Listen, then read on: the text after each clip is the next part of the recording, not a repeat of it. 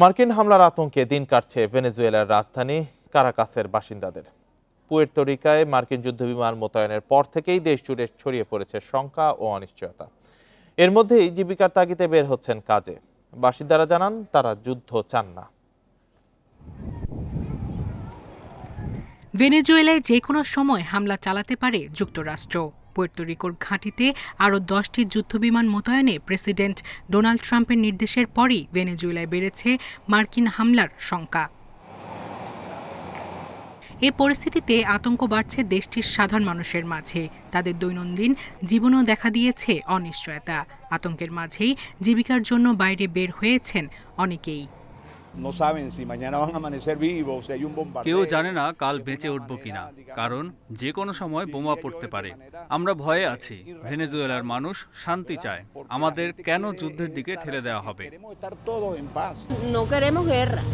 আমরা কারো সাথে যুদ্ধ চাই না, এমনকি আমরা কখনো যুদ্ধ দেখিনি। পরিস্থিতি যেমনই হোক, যুক্তরাষ্ট্র সবসময় যুদ্ধকে প্রধান হাতিয়ার হিসেবে দেখে। এটা তাদের সমস্যা।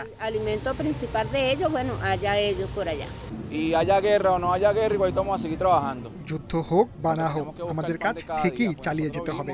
কাজ না করলে খাবো কি? আমি কোনো পক্ষের রাজনীতি করি না। যুক্তরাষ্ট্রের সাথে উত্তেজনার মধ্যে নিরাপত্তা জোরদার করেছে ভেনেজুয়েলা সরকার।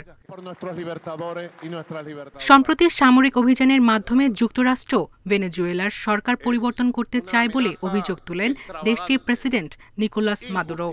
এমন পরিকল্পনা থেকে সরে আসতে ট্রাম্পের প্রতি আহ্বানও জানান তিনি।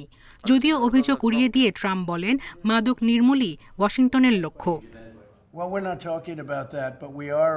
২রা সেপ্টেম্বর ক্যারিবীয় সাগরে ভেনেজুয়েলার জাহাজে ট্রাম্পের নির্দেশে মার্কিন হামলায় ১১ জন নিহত হয়। এরপরই আরও সামরিক পদক্ষেপের ঘটনা ভেনেজুয়েলায় হামলার ইঙ্গিত বলে মনে করছেন বিশ্লেষকরা।